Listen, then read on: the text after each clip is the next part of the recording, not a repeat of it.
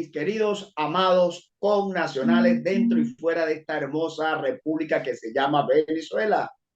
Hoy digo siempre buenos días, buenas tardes, buenas noches, dependiendo del uso horario. Recuérdense que transmitimos para todo el mundo. Allí pues con nuestros aliados, siempre a través de MCN TV Internacional, tu canal de YouTube, al cual te invitamos que te suscribas y te coloques del lado correcto de la historia. Así también de noticias MCN Venezuela blogspot.com y de noticias Venezuela MCN Venezuela Radio a través de la aplicación Xenoplayer y del mismo blog.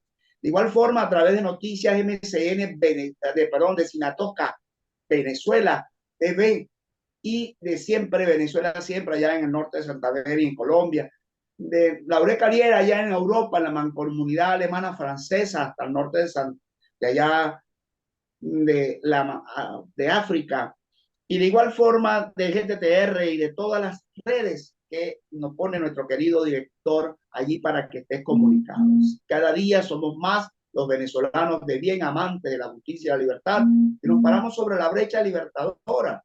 Y es importante que crecemos mucho más, miles de miles. Gracias por su confianza, sobre todo porque aquí manejamos todo desde la integridad y la lealtad a esta nación. Nuestro único compromiso verdadero siempre y será por Venezuela y los venezolanos, su justicia y su libertad. No tenemos compromiso con nadie más. Pueblo venezolano, que es lo más importante, dentro y fuera de él. Hoy tengo, como lo había anunciado ya, un invitado de lujo. Un invitado de lujo, como se llama, pues que siempre es un gran amigo de la casa, como es el economista Rafael Quiroz Serrano. Experto petrolero, en temas petroleros, ya conocido, un hombre académico, un hombre que, por cierto, está haciendo una extraordinaria labor en la Universidad Central de Venezuela, pero preocupado por el tema petrolero. Y yo he querido hacer un ciclo de estos tipos de programas, hombres que no tienen compromiso y ni tienen tampoco, como dicen, sin miedo y sin mordaza, decir las cosas como se deben ser porque aman a nuestra patria verdadera.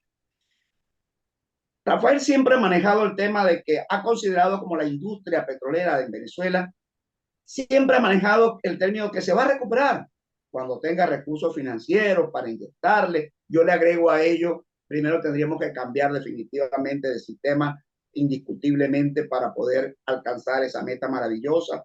Por lo tanto, nuestro escepticismo a los aportes que pueda generar la estadounidense Chevron. Esas son palabras de una más, una menos de Rafael, nuestro invitado hoy. Bienvenido, Rafael, a tu programa. Gracias, José, muy amable de su parte por este contacto y esta oportunidad que me permite para estar en sintonía con toda tu vasta teleaudiencia. Rafael, hay tres temas de inicio que te los voy a plantear de una vez todo, ¿no? Porque considero que sería importante tener bien claro y que la gente lo quiere saber. El venezolano, quizás estos temas no es fácil para el venezolano común, el que llaman el venezolano del día a día, de a pie, ¿no? Porque no es fácil llegarles a ellos, ¿no?, tan rápido para que puedan entender la realidad. La realidad es de ellos el bolsillo y la necesidad urgente y emergente que tienen que atender al día a día, tanto el que está dentro como el que está afuera. Pero hay tres tramas importantes, porque hay gente que dice, primero con el trama de la privatización de la industria petrolera, yo estoy en contra indiscutiblemente de ello, fijado posición también al respecto. Siempre se ha hablado de que el Estado ha sido mal empresario, se ha hablado de que la industria es irrecuperable, por eso quise dar esa entrada con, eso es algo tuyo, pero es irrecuperable, pero no damos realmente, y sobre todo no hablo de los politiqueros, los expertos deberían salir, pero como dicen, en manada, para explicar verdaderamente hacia dónde vamos y qué necesita la industria petrolera. Este primer bloque quiero plantearte eso. Bueno, mira, esta posición yo la he esgrimido muy claramente en la tríada de artículos que yo le dediqué como respuesta a la proposición malsana por parte de la amiga María Corina Machado de privatizar PDVSA. El martes publiqué el tercer y último artículo de ese triángulo, de esa triada, y me la publicaron, por supuesto, por varias portales de noticias. Entonces, lo que yo le digo a ella, y lo expreso, por supuesto, muy claramente acá, es que el Estado venezolano o el Estado en general, per se, no es mal empresario. Así como el sector privado, per se, no es buen empresario. Todo depende de quien usted coloque allí en esas empresas. La empresa petrolera, la PDVSA fue, pero bueno, casi a la perfección manejada los 10, 15 primeros años, desde 1976, cuando se nacionalizó. Y llegamos a ser en ese periodo, no fue antes, en ese periodo llegó a ser PDVSA, estuvo en la categoría de las 4 o 5 empresas mejor manejadas petroleras, mejor manejadas del mundo. La más eficiente, la más gerencial, la más conocida, la más prestigiosa, etcétera. Bueno, y era manejada por el Estado. Entonces sí se demostró que el Estado puede ser buen empresario. Además, las empresas más grandes en términos petroleros, las transnacionales más gigantes, son manejadas por el Estado. La Saudi Aramco es manejada por el Estado de Arabia Saudita. Todas las empresas transnacionales que tiene los miembros de la OPEP son manejadas por los 3 estados que conforman el bloque de la OPEP. Y de la OPEP Plus también, los otros 10 también. Ahí no hay ninguna empresa privada. Bueno, y eso es un ejemplo de... pero fuera de la OPEP, Equinor de Noruega es del Estado noruego, por favor. Total de Francia. Eni de Italia, Repsol de España con 70%, pero bueno, forma parte mayoritaria del Estado español. Entonces, con esto demuestro que no solamente el Estado venezolano, el Estado en su concepción, antes y después Rousseau, ha dado demostraciones inmensas de que es buen empresario. Ahora, todo depende de quién coloquen allí al frente de la empresa petrolera. Si usted al frente de la empresa petrolera va a colocar un militar que escasamente por el hecho de tener 5, 6, 7 soles, qué sé yo, y todo toda una bandeja, por decirlo así, de condecoraciones, con más ornamentos que un árbol de Navidad, y eso es lo único que sabe hacer, que es la cuestión militar, que es por lo general lo que saben solamente la cuestión militar, y es lógico que así sea porque ellos no han estudiado petróleo. Bueno, pues por supuesto, usted tiene las consecuencias de lo que tiene ahorita con usted esa empresa. Si usted coloca un Quevedo, un general Quevedo, repito, de 5 soles o lo que sea, pero que no conoce el petróleo ni siquiera por el olor de la gasolina que le echa a su carro, entonces, ¿qué puede esperar? A mí me colocan al frente de toda una cadena, por así decirlo, de emisoras de televisora o de radio, lo que sea, yo que no sé nada de eso, por supuesto, yo quiebro eso en 1, 2, 3 meses, máximo en un año. Entonces, todo depende de la persona con la capacidad para operar la industria petrolera. Hasta ahora no se ha colocado ninguna persona eficiente, salvo que conoce el petróleo, salvo a Renis Azuaje, que logró, por cierto, levantar la producción que había llegado puntualmente a 345,000 barriles hace 4 años y logró levantarla a 630, 615, que fue como la entregó ahora en enero cuando entregó PDVSA, la presidencia PDVSA. Entonces, repito, depende si el Estado venezolano coloca al frente de esa empresa empresarios o personas no capacitadas, no preparadas, no aptas para el cargo, por supuesto que es un fracaso, pero igualmente pasa si en el sector privado colocan personas que no estén capacitadas para eso, para manejar la banca o lo que sea, pues. Y si colocan personas deshonestas, bueno, pues habrá un desfalco en tales bancos, como sucedió en 1994, cuando fracasaron los 27 principales bancos de Venezuela. Eso está manejado por el sector privado. Y el Estado vino y le reinyectó dinero para que le respondieran a los cuentacorrientistas y cuentahorristas. 27,000 millones de dólares, José. Y en 72 horas, en 48 horas se lo llevaron para afuera. O sea, se los paliaron, como diríamos también. Entonces, repito, yo no creo en ese dogmatismo de que el sector privado per se, de entrada, es buen gerente. Todo depende de quien tú utilices allí. Ni tampoco acepto de que el Estado también per se o de entrada es mal empresario. El Estado ha demostrado aquí y fuera de Venezuela de que perfectamente puede ser un empresario exitoso y puede ser un buen gerente de una empresa pública. Con esto no quiere decir que yo estoy de acuerdo con que el Estado sea dueño de todos los bienes y de todas las empresas públicas o todas las empresas que se puedan encontrar, desde el dueño de una perfumería hasta de panadería y areperas y bueno, y cualquier clase de empresa. No, el Estado no está para eso está mejor el sector privado. Ahora, una empresa particular o una materia prima tan singular como lo es el petróleo, que se distingue de las demás materias primas y las más mercancías porque es la única que tiene un precio,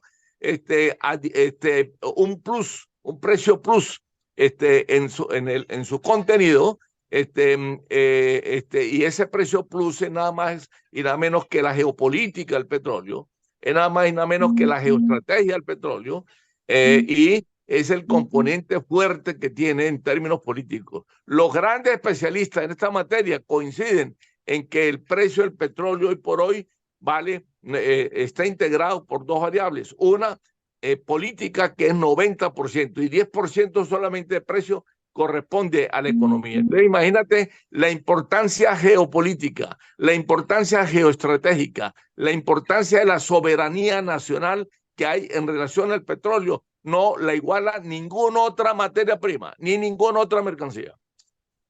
Que desde luego, Rafael, hay que estar claro que en Venezuela, y eso pareciera que se les ha olvidado a muchos, no es que no se les ha olvidado, convenientemente no lo ven así. Tanto el petróleo como el hierro sigue y seguirá siendo la materia de menor mecanismo eficaz para levantar una nación y sobre todo la nuestra. Pareciera que se les ha olvidado, pero digo un hombre y quiero compartirlo contigo porque sé que te vas a enganchar en ello. Has oído hablar desde luego de don Mario Briceño Iragorri, ¿no? Yo, por cierto, estoy escribiendo un libro ahorita haciendo las memorias de él, ¿no? Sobre un homenaje a él. Y me encuentro con algo importante. Y dijo esto: la enorme riqueza de nuestro país, eso fueron los años 50,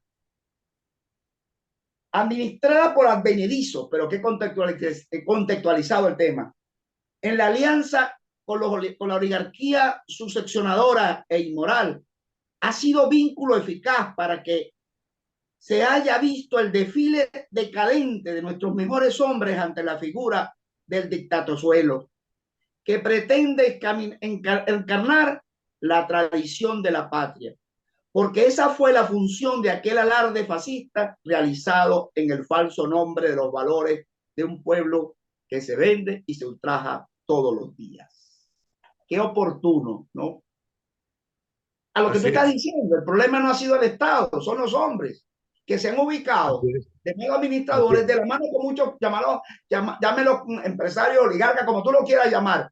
Lamentablemente, en este tiempo nos hemos encontrado con una clase delincuencial, ¿no?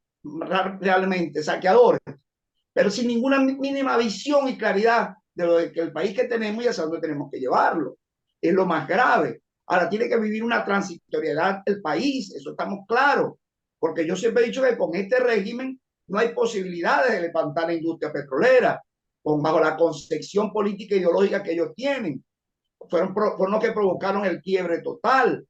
Ahora bien, no quiero entramarte en el tema político, pero es que PDVSA estratégicamente tiene que tener un tema político, pero política de altura con P mayúscula. Así no es, para así es. Ni emocionalistas. En eso tenemos que estar claros. Estamos claros porque hoy por hoy el petróleo es política y buena parte de política es petróleo.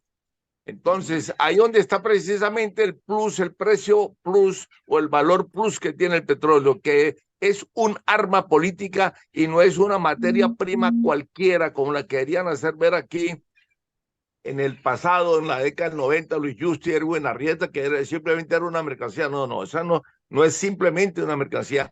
La mercancía tiene lo menos que usted se imagina. Y además tiene precio político. Sin petróleo no hay guerras. Sin petróleo no hay crecimiento económico. Sin petróleo no hay desarrollo económico. Sin petróleo, los grandes países, empezando el grupo de la OTAN, no mueven un tanque en el Medio Oriente, ni en ninguna parte, ni en Ucrania, ni en Rusia. Ni Rusia tampoco lo mueve sin una gota de petróleo. Ni las tropas tampoco, ni los aviones menos todavía, ni los vuelos aeroespaciales. Dígame en qué esas actividades se compromete el oro o el carbón, en todo caso, como materia prima. Usted te fijas que el petróleo es muy diferente a todos los demás. De hecho, el mercado petrolero es mucho más grande que la suma de todos los mercados de materias primas restantes, incluyendo las energías alternas. El mercado petrolero envuelve una cantidad de transferencias financieras a diarias, pero muy por encima de cualquier otra mercancía. Después le sigue el café, pero bien atrás, con sus 3.600 millones de tazas de café que se venden al día. Entonces, no podemos darle el tratamiento al petróleo como cualquier otra materia prima, como aquí lo perseguían alguna gente o pretenden hacerlo, mostrar algunos o algunas precandidatos o precandidatas presidenciales. No, quien eso diga del petróleo no sabe de petróleo. Tenemos que ponerlo a estudiar, hacer un curso kindergartenino sobre petróleo y sobre todo sobre geopolítica del petróleo, porque es el precio, ese es un precio que no, por cierto, no lo valoran ni lo alcanzan a acariciar en su concepción muchos ingenieros petroleros que no han estudiado economía petrolera y que no han estudiado política, politología del petróleo, que no han estudiado la geopolítica y la geoestrategia del petróleo. Y algunos economistas incluso también. Dicen, no, eso es una mercancía. No, eso no es ninguna mercancía más. Si usted me dice que es mercancía más, estimado, agarre un buen curso, haga un pregrado mínimo de petróleo y luego conversamos. Entonces, el petróleo es una isla excepción en medio de las mercancías y en medio de las materias primas. Repito, el drama hoy en día de los países altamente desarrollados es precisamente eso, de que ellos tienen pocas reservas, solamente tienen el 12% de las reservas probadas mundiales. Ese paquete de países altamente desarrollados, encabezado por Estados Unidos y por la OTAN. Y el problema es precisamente que ellos son los más consumidores, porque a mayor desarrollo económico es más el consumo petrolero. Entonces tienen reservas pocas. Alá, Dios que está arriba y es grande, y Alá también, por decirlo así, mira hacia abajo y hace justicia. Y puso el 88% de las reservas probadas, las puso en el paquete de países emergentes, que hoy llamamos emergentes, antes llamábamos tercer mundo o en vías de desarrollo. Y solo el 10-12%, como para que conocieran, un caramelito, como para que conocieran el petróleo, lo puso, esa reserva las puso en el subsuelo de los países desarrollados. Es precisamente que si en verdad nosotros tenemos o somos dependientes tecnológicamente de esos países, no es menos cierto que ellos son dependientes en términos energéticos y muy puntualmente en términos petroleros de nosotros. Y ojo, y este petróleo no va a ser sustituido, como dicen algunos cantos de sirena por allí, no va a ser sustituido de la noche a la mañana, ni está de salida mucho menos, ni se encuentra a la vuelta de la esquina. Va a llevarse unas cuantas décadas. Entonces, porque no emerge ninguna energía alterna o barata o renovable, como usted quiera llamarla, o verde, por ninguna parte. Todos los países desarrollados se quedaron, sobre todo los europeos, perdón, se quedaron mirando a los lados cuando apareció la guerra Rusia-Ucrania, creyendo que iban a salir las energías alternas, la energía solar o la energía eólica. No, se quedaron mirando por los lados y tuvieron que morir con el petróleo porque no hubo otra cosa. Y sobre todo lo dependiente que era la Unión Europea de Rusia, que cuando prácticamente el 80% del gas lo traían de Rusia y el 60% del crudo de Rusia también.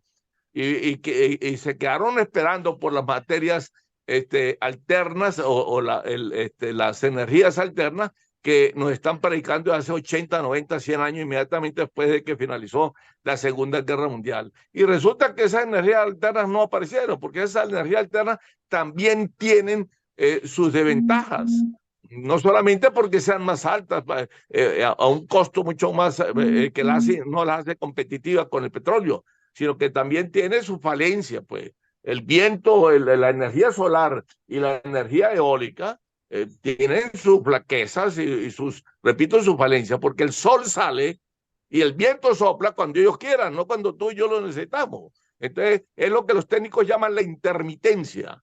Entonces, yo creo que ahí hay mucho romanticismo. Yo saludo, por supuesto, eso. La gente puede ser romántica y soñadora y vive a punta de mitos y leyendas y de qué, bueno, y de cuentos, pues. Pero la verdad, la era del petróleo se niega a morir. Y estamos entrando a un mes, agosto, donde la Agencia Internacional de Energía, en su informe de hace 2 semanas, predijo que estamos pasando el umbral de los 102 millones de barriles diarios. Vamos a llegar a 102.3 para finales de agosto. Ese es nunca en toda la historia de la humanidad se había producido tal cantidad de petróleo, ni se había consumido tal cantidad de petróleo, ni se había demandado tal cantidad de petróleo. Todos los años sigue creciendo y siguen hablando de energía alterna y todo esto, pero el hecho es que el petróleo sigue creciendo en su curva ascendente y todavía no sabemos cuál va a ser el pico el pico histórico del consumo petrolero con respecto a la reserva. Entonces, en Venezuela vamos a seguir viviendo el petróleo, nos guste o no nos guste. No podemos vivir ni podemos reconstruir Venezuela que no sean de los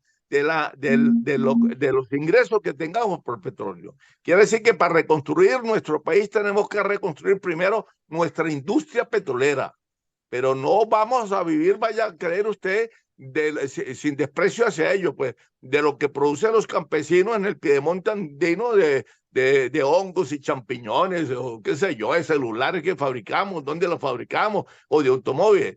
Tenemos que afincarnos, nos guste o no nos guste, ese cordón umbilical que tenemos con el petróleo de más de 120 años.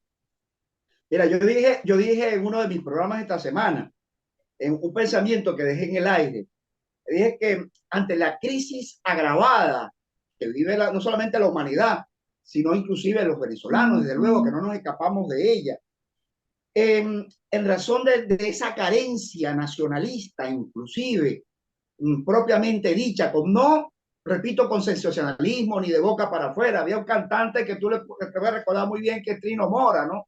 En aquellos años 70 sí, compuso una canción que se llamaba que no había que ser venezolano de la boca para afuera, ¿no?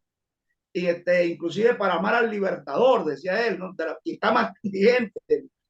Lamentablemente Trino está en un lugar allí, pues, un geriátrico, ¿no? Pero Trino compuso ese tema y hoy lo contextualizo más que nunca, porque extremadamente claro lo que tú acabas de explicar en cuanto a la vivencia y lo que tenemos por vivir para y para las nuevas generaciones en base a la industria petrolera, al petróleo como tal.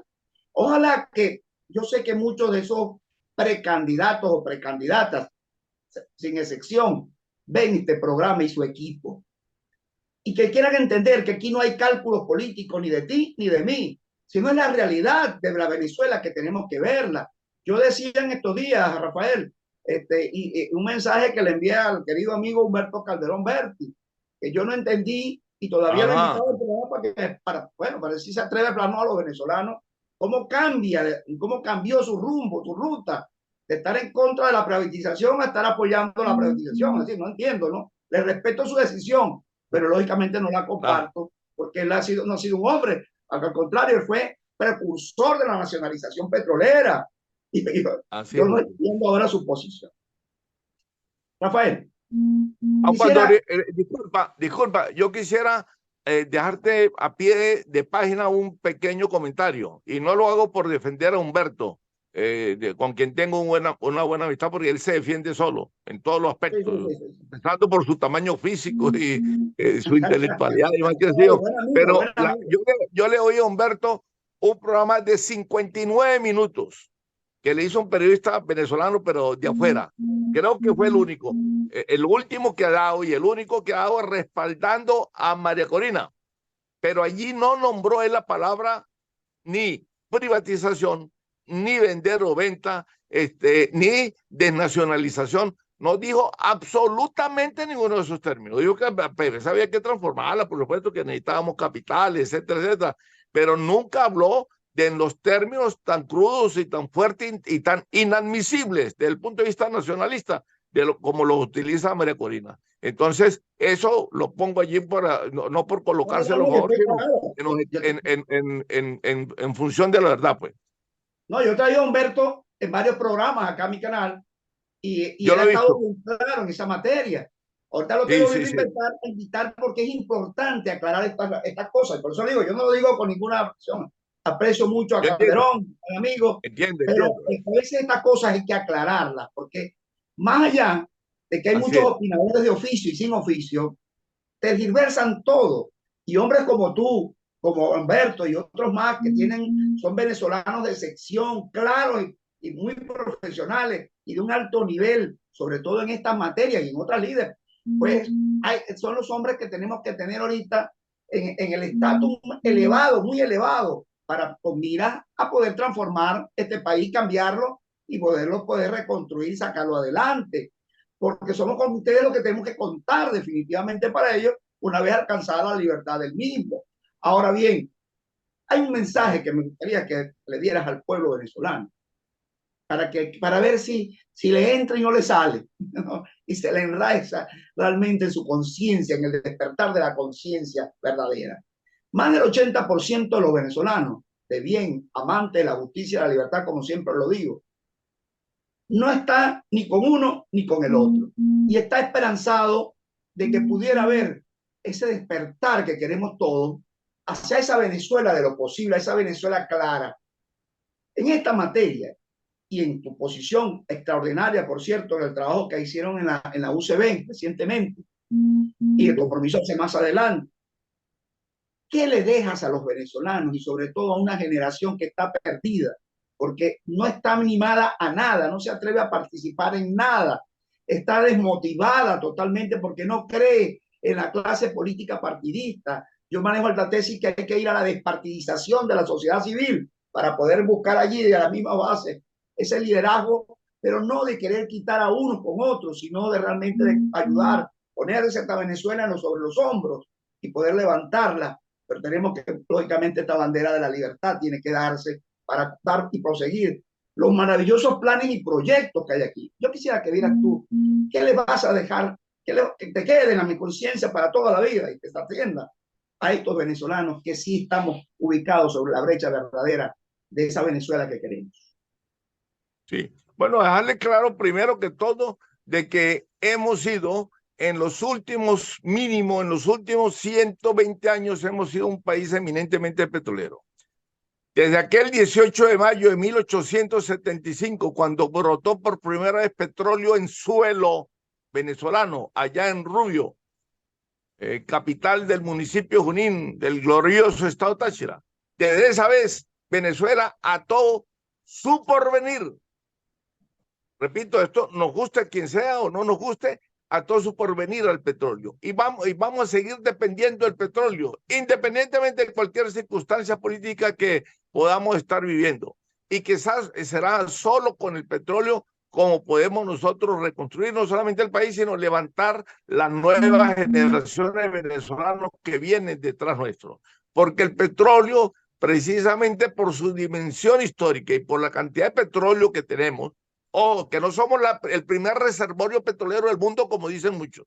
Somos el octavo, pero aún así, eso no es nada despreciable. De 105 países que producimos petróleo, ser los octavos no es nada malo. O sea, que estamos por encima de 97, pues. Entonces, vamos a seguir dependiendo del petróleo y que debemos utilizar la renta petrolera como hasta ahora veníamos haciéndola en lo que mal llamamos la Cuarta República, es decir, los 40 primeros años de democracia representativa. ¿A qué se refería eso? Bueno, a que los ingresos habría que invertirse en términos sociales, en beneficio colectivo, porque el petróleo no es de nadie particular. Así, digamos que sean de la nación venezolana, sí, pero no está el petróleo para hacer un usufructo personal ni de ingresos individuales, sino usufructo e ingresos colectivos, como lo fue. De hecho, todas las grandes obras sociales de infraestructura en Venezuela fue hecha gracias al petróleo. Esa diversificación, esa estructura de vías de comunicación, los grandes complejos viales que hay aquí en Caracas y en las principales capitales del país. Venezuela fue hasta el año 80 el país de mayores kilómetros de carretera per cápita el que tuvo América Latina. Y los hospitales y las universidades, todo eso se construyó gracias a la renta petrolera, que si no hubiese sido la renta petrolera, sino las grandes transnacionales, bueno, esos beneficios, esa ganancia hubiesen ido a parar a los principales bancos de la Quinta Avenida de Nueva York y de la Oxford Street de Londres. Entonces, se trata de utilizar... Vamos a identificar y nos retomamos uno rápidamente para que vamos al cierre, porque esa idea tenemos que dejarla bien centrada en el pensamiento de todos los venezolanos. Vamos a identificar y regresamos un momentico, Rafael. Disculpe. Dale, cómo no.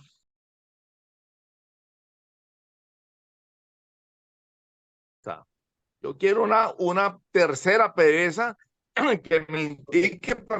Bueno, de nuevo con nuestro tremendo programa que hoy hemos realizado, realmente con un invitado de lujo, un especialista, experto petrolero, como lo es el economista Rafael Quiroz Herrada.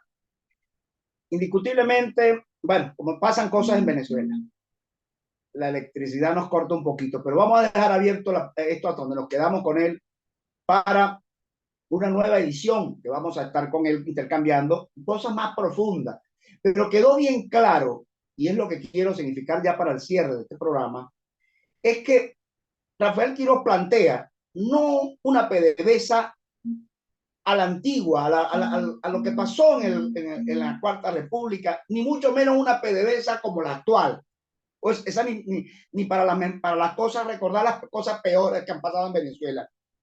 Se plantean con claridad a una PDVSA de una nueva PDVSA para Venezuela, pero que es el fundamento, la estructura de un país para salir adelante. En eso quedó bien claro. Y ese va a ser material, ese es material para un próximo programa con Rafael, indiscutiblemente. ¿A qué se refiere esa PDVSA que debe venir para las nuevas generaciones? Esa nueva PDVSA, definitivamente, ya bajo la base de lo que se vivió y no se debió hacer en la Cuarta República, sacando las cosas buenas, desde luego, y lo que no, nada de lo que se hizo en estos 24 años sirvió definitivamente, y hacia donde tenemos que ir, hacia la nueva PDVSA, con una madurez clara, con hombres entendidos, preparados, no con improvisadores, sino realmente con gente que se ponga en el estándar de ser un país, el octavo país con mayores reservas en el mundo, que pueda conservarse como tal y levantar y reformar a Venezuela desde las bases de estas cenizas, sí, pero con algo que Dios nos dejó riqueza de todo índole, y que manos saqueadoras no han podido acabar con ella, porque no van a poder. De hecho, somos más los venezolanos de bien que los venezolanos de mal, y por lo tanto vamos a encaminar a esa Venezuela camino hacia la justicia y a la libertad. Gracias por su atención y quedamos en deuda. Y recuerda que si Dios es por nosotros, ¿quién en contra nuestra? Siempre al frente de esta lucha libertadora para la Venezuela de lo posible. Un fuerte abrazo. Hasta la próxima entrega.